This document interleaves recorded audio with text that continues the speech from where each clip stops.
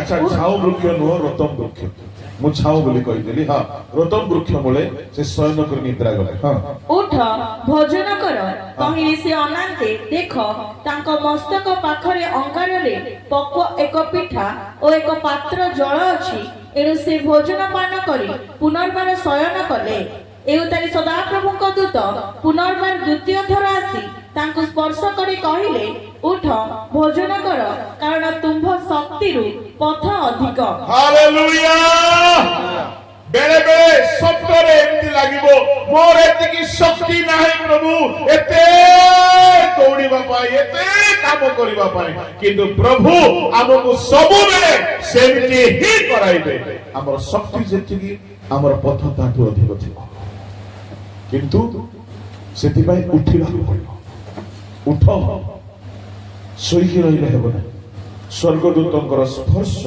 स्वर्गदूतंकर रभ earlier निध भांगी देला आउ एलियो जे मरिबी बोलिबा लोक आजी जाय मरि नांती एमती हे कि ठिया आइ गले आजी जाय मरि नांती मु कहिबा पई चाहे हमको जदि निद्रा रो उठिबार अछि स्वर्गीय स्पर्श आसीबा दरकार प्रार्थना करंतु भाई भणी माने आपनकु घरे पवित्र आत्मा स्पर्श करिबार अछि स्वर्गदूत स्पर्श करिबार अछि प्रभु स्पर्श करिबार अछि दिनकर घटना सतरे आमे कष्ट न पड़िले प्रभु को निकट रे चाखे बने मो कलिकता रे थिला बेले मु गोटे प्रतिज्ञा करिथिली दिन को 4 घंटा सोइबे राति 12 रु 4 दिन सारा काम दिन सारा खटणी कहीं ट्रेनिंग समय चली राति सब काम सर 11टा पर मु घंटाटी काल आंठौली प्रार्थना करुले एते थकी जाइछि जे हाथ खटरे रखी तले आंठी आंठे करी प्रार्थना करू करू टिके आखि लगी मो अनुभव करुछि प्रभु आसिले मो कांधरे स्पर्श करी मते उठेले एटा गोटे अलौकिक अनुभूति थिला काहेकि जदि आमे आमर सबु बल सरी जाई कि थकी जाई कि आमे हारी जाई कि सोई पड़िछु से स्पर्श करिके उठे कि बल दियंती खाली दानिएल को नाही आपण भी से स्पर्श पाइबे जड़े स्वर्गदूत दानिएल पाखु खाली जाई नांती एलियो पाखु खाली जाई नांती पितरंक पाखु मध्य गले सोईबा लोक स्पर्श कले आ शब्द उच्चारण करी उठेले कहले उठ शुणदु पढ़ी दियंतु से पद पितरंग पाखु दूत जाउछंती तांको उठाउछंती तांको कहउछंती 12 अध्यायर 7 पद 7 रु तांको हाथरू जंजीर खसी पड़िला पुनी दूत तांको कहिले कटिबंधन कर ओ पादुका पिंध से सेपरी कले आउ से तांको कहिले देहरे चादर पकाई मोहर पछे पछे आस हालेलुया दूत आसिले कक्ष देशरे आघात कले छाती रे कमारुछंती एलियो को स्पर्श कले दानिएल को स्पर्श कले पीतर को स्पर्श कले उठ कहीं एमानकर अवस्था बड़ सांघातिक थिला आज्ञा भीतर दुर्बल लोक शरीर रे वृद्ध लोक जेल रे सोई पड़िछंती क्लांत रे प्रभु उठेले दूत पठे के स्पर्श कले आ कहले उठ चादर पका कोटी बांध पादुका पिंध चलो उठाइले स्पर्श करिके रब उच्चारण कले निद्रित लोक मानक प्रभु को स्पर्श दरकार सोई पड़िथिबा मंडली को प्रभु को रब दरकार मते बेले बेले बहुत दुख लगे आम ओडिसा रो मंडली प्राय निद्रित अवस्था प्रभु मु कौन करिबी तुमे रब उच्चारण न कले प्रभु मु केते उच्चितकार कले भी कार निद भांगिबो नाही ମୁଁ ଚିତ୍କାର କଲେ ଲୋକମାନଙ୍କୁ ଲାଗିବ ଉଚ୍ଚ ଗର୍ଜନ ହଉଛି, କିନ୍ତୁ ପ୍ରଭୁ ସେ ଚିତ୍କାର ଭିତରେ ତୁମର ରବ ନଥିଲେ କାହାର ନିଦ ଭାଙ୍ଗିବ ନାହିଁ। ମାର୍କ 10:46 ପଦରୁ ପଢନ୍ତୁ।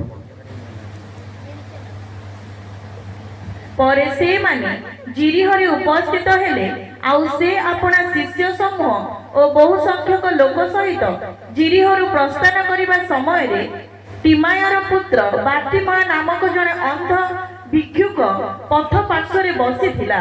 ସେ ଯେ ନାଜରିତୀୟ ଯୀଶୁ, ଏହା ଶୁଣି ସେ ଉଚ୍ଚ ସ୍ୱରରେ କହିବାକୁ ଲାଗିଲା, ହେ ଦାଉଦ ସନ୍ତାନ ଯୀଶୁ, ମୋତେ ଦୟା କରନ୍ତୁ। ଏଥିରେ ଅନେକେ ତାହାକୁ ତୁନି ହେବା ପାଇଁ ଧମକ ଦେବାକୁ ଲାଗିଲେ, କିନ୍ତୁ ସେ ଆହୁରି ଅଧିକ ଉଚ୍ଚ ସ୍ୱରରେ କହିବାକୁ ଲାଗିଲା, ହେ ଦାଉଦ ସନ୍ତାନ, ମୋତେ ଦୟା କରନ୍ତୁ। ସେଥିରେ ଯୀଶୁ ଠିଆ ହୋଇ କହିଲେ, ତାହାକୁ ଡାକ। ସେମାନେ ସେହି ଅନ୍ଧ ଲୋକଟିକୁ ଡାକି କହିଲେ, ସାହସ ଧର, ଉଠ, ସେ ତୁମକୁ ଡାକୁଅଛନ୍ତି। ସାହସ ଧର, ଉଠ,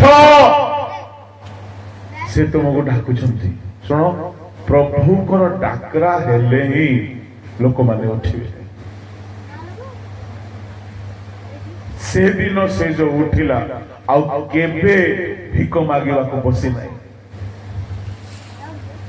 କେମିତି ଉଠିବେ ଆପଣ? ବିନା ଡାକରାରେ କିଏ ଉଠିବ? ପ୍ରଭୁଙ୍କ ଡାକରା ମିଳୁନାହିଁ, ପ୍ରଭୁଙ୍କ ରବ ମିଳୁନାହିଁ। ପ୍ରଚାର ଚାଲିଛି, ପ୍ରଭୁଙ୍କ ରବ କଣ?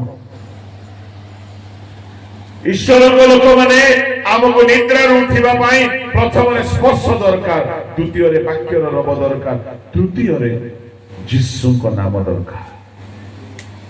ପ୍ରେରିତ 3 ଅଧ୍ୟାୟ ଗୋଟେ ଘଟଣା ଘଟିଛି,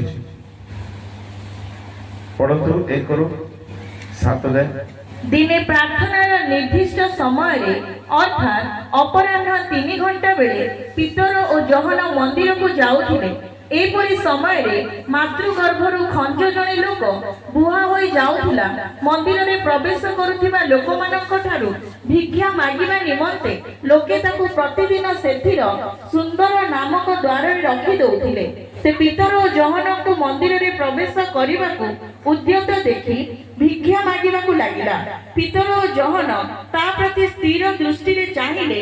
ପୁଣି ପିତର କହିଲେ, ଆମ୍ଭମାନଙ୍କ ଆଡ଼କୁ ଚାହଁ।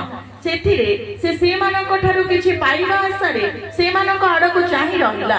କିନ୍ତୁ ପିତର କହିଲେ, ରୂପା କି ସୁନା ମୋହର ନାହିଁ, ମାତ୍ର ମୋହର ଯାହା ଅଛି ତାହା ମୁଁ ତୁମ୍ଭକୁ ଦେଉଅଛି।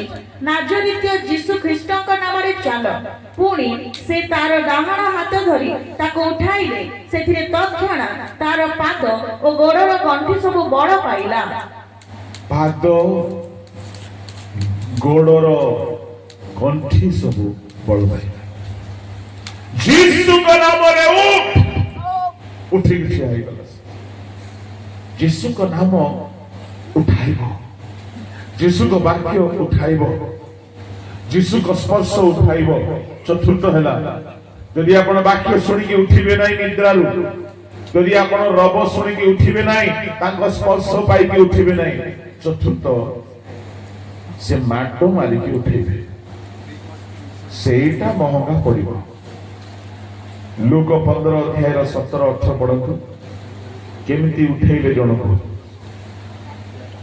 ମାତ୍ର ସେ ଚେତନା ପାଇ କହିଲା, ମୋର ବାପାଙ୍କ କେତେ ମୂଲ୍ୟାଙ୍କର ମୋର ବାପାଙ୍କର କେତେ ମୂଲ୍ୟାଙ୍କର ଖାଇ ପଡୁଛି, କିନ୍ତୁ ମୁଁ ଏଠାରେ ଭୋକରେ ମରୁଅଛି। ହଁ, ମୁଁ ଉଠି ମୋର ବାପାଙ୍କ ପାଖକୁ ଯିବି ଓ ତାଙ୍କୁ କହିବି। କଣ କରିବି? ମୁଁ ଉଠି। ହେଲେ ମୋର ପ୍ରଶ୍ନ, ସେ ଶୋଇଥିଲା ନା ବସିଥିଲା ନା ମରିଥିଲା ନା ପଡିଥିଲା? କିଏ ଉତ୍ତର ଦେବ? ଯେ ଉତ୍ତର ଦେବ ତାକୁ ପ୍ରାଇଜ। ମରିଥିଲା, ମରିଥିଲା। ବାପା କହିଲେ ମୋ ପୁଅ ମୃତ ହେଇଥିଲା। ଏ ମରିବା ଲୋକ ଉଠିଲା। କେମିତି ଉଠିଲା ଆଜ୍ଞା? ସେ ଦେଶରେ ଦୁର୍ଭିକ୍ଷ ପଡ଼ିଲା। ଯଦି କେହି ପାପରେ ଅପରାଧରେ ମୃତ ହେଇଯାଇଛ, ଦୁର୍ବଳ ହେଇଯାଇଛ, ଉଠୁ ନାହ, ଶୁଣ ପ୍ରଭୁ ତମକୁ ଉଠାଇବା ପାଇଁ ବେଳେ ବେଳେ ଦରମା ବନ୍ଦ କରିଦେବେ, ଇନକମ ବନ୍ଦ କରିଦେବେ, ସବୁ ସୋର୍ସ ବନ୍ଦ କରିଦେବେ। ସେ ଦେଶର ଦୁର୍ଭିକ୍ଷରେ କାର କଣ ହେଲା ଲେଖା ନାହିଁ, କିନ୍ତୁ ପ୍ରଭୁଙ୍କର ଗୋଟେ ଲାଭ ହେଇଗଲା। Praise the Lord. କରୋନାରେ କାର କଣ ହେଲା ଜଣା ନାହିଁ ଏତେ, କିନ୍ତୁ ମଣ୍ଡଳୀକୁ କେତେଟା ଲାଭ ହେଇଯାଇଛି। ବେଳେ ବେଳେ ପ୍ରଭୁ ଦଣ୍ଡ ଦେଇକି ଆମର ମୃତାବସ୍ଥାରୁ ଆମକୁ ଉଠାନ୍ତି। ବାକ୍ୟ ଶୁଣିକି ଉଠିବ ନାହିଁ, ତାହେଲେ ମାଡ଼ ମାରିକି ଉଠାଇବେ, ସେ ମାଡ଼ ମାରିବେ। ଆଉ ଶୁଣ, ସେ ଯେତେବେଳେ ମାଡ଼ ମାରିବେ, ମର୍ତ୍ତା ନା କ୍ୟା କରତା, ବାପା ବାପା ବୋଲିକି ସବୁର ନିଦ ଭାଙ୍ଗିବ। ଆମ ପୁସ୍ତକ ବାହାର କରନ୍ତୁ, ସେ କେମିତି ମାଡ଼ ମାରନ୍ତି, ଯଦ୍ୱାରା କି ଜଣେ ଲୋକ ଫେରି ଆସିବା ପାଇଁ ବାଧ୍ୟ ହେଇଯାଏ। ପରମେଶ୍ୱର ମାରନ୍ତି ପ୍ରଭୁଙ୍କ ଲୋକମାନେ, ଆଉ ତାଙ୍କର ପ୍ରହାର ଜଣେ ମଣିଷକୁ ବଦଳାଇବା ପାଇଁ କାମ କରିଥାଏ। 4 ଅଧ୍ୟାୟର ତାହାର ପଢନ୍ତୁ 6 ପଦରୁ। ଆଉ ଆମ୍ଭେ ତୁମ୍ଭମାନଙ୍କର ସମୁଦାୟ ନଗରରେ ଦନ୍ତ ପଂକ୍ତିର ନିର୍ମଳତା ଓ ତୁମ୍ଭମାନଙ୍କର ସମୁଦାୟ ବାସସ୍ଥାନରେ ଅନ୍ନଭାବ ତୁମ୍ଭମାନଙ୍କୁ ଦେଇଅଛୁ, ତଥାପି ତୁମ୍ଭେମାନେ ଆମ୍ଭ ପ୍ରତି ଫେରି ନାହ, ଏହା ସଦାପ୍ରଭୁ କହନ୍ତି। ଅନ୍ନର ଭାବରେ ମାରିବେ। ପରମେଶ୍ୱର କହିଲେ ଦନ୍ତ ପଂକ୍ତିର ନିର୍ମଳତା। ଏତେ ଶୁଦ୍ଧ ଶବ୍ଦ କାହିଁକି ଲେଖିଲେ? ହିନ୍ଦୀରେ ବଢିଆ ଲେଖା ଅଛି। ହିନ୍ଦୀରେ କଣ ଲେଖା ଅଛି? ତୁମର ଦାନ୍ତକୁ ସଫା କରିଦେଲୁ ବୋଲି ଲେଖା ଅଛି। ପଢ। मैंने तो तुम्हारे सब नगरों में दांत की सफाई करा दी। क्या करा दी? दंत मंजन। आज्ञा खाइबा को मिलने से दांत महिला है वो खाइबा को मिलू नहीं, जलखिया नहीं, लंच नहीं, डिनर नहीं, किसी नहीं, दांत पूरा सफाई हो। कहीं अभाव अभाव तांको फेराई आनिबा बेले बेले प्रभु आपनकर पॉकेट को मारिबे, इनकम को मारिबे, आपन को फेराई आनिबा पाई अपवय पुत्र को फेराई आनिला परे। आउरी कोन कले आज्ञा कोन हेरा पड़ोसी से पद 6 पदर पढो। ଆଉ ଆମ୍ଭେ ତୁମ୍ଭମାନଙ୍କର ସମୁଦାୟ ନଗରରେ ଦନ୍ତ ପଂକ୍ତିର ନିର୍ମଳତା ଓ ତୁମ୍ଭମାନଙ୍କର ସମୁଦାୟ ବାସସ୍ଥାନରେ ଅନ୍ନଭାବ ତୁମ୍ଭମାନଙ୍କୁ ଦେଇଅଛୁ, ତଥାପି ତୁମ୍ଭେମାନେ ଆମ୍ଭ ପ୍ରତି ଫେରି ନାହ। ଏଡେ ଖରାପ ଲୋକ ମାନେ ଅଭାବ ଆସିଲେ ସେମାନେ ବୁଝି ପାରିଲେ ନାହିଁ ଯେ ଏ ଅଭାବ ଆମର ସ୍ୱଭାବକୁ ବଦଳାଇବା ପାଇଁ ଆସିଛି। ଯଦି ବୁଝିଥାନ୍ତେ ସ୍ୱଭାବକୁ ବଦଳାଇକି ପ୍ରଭୁଙ୍କ ନିକଟକୁ ଫେରି ଆସିଥାନ୍ତେ, ଫେରିଲେ ନାହିଁ। ନ ଫେରିବାରୁ ପ୍ରଭୁ ବି କମଟା ନାହିଁ, ଆମ ପ୍ରଭୁ ବି କମ କି କେମିତି ଫେରିବ ନାହିଁ ଦେଖିବା ବୋଲି ଗୋଟେ ପାୱାରଫୁଲ ଇଞ୍ଜେକ୍ସନ ପଡେଇଲେ। କଣ ତଳକୁ ପଡ।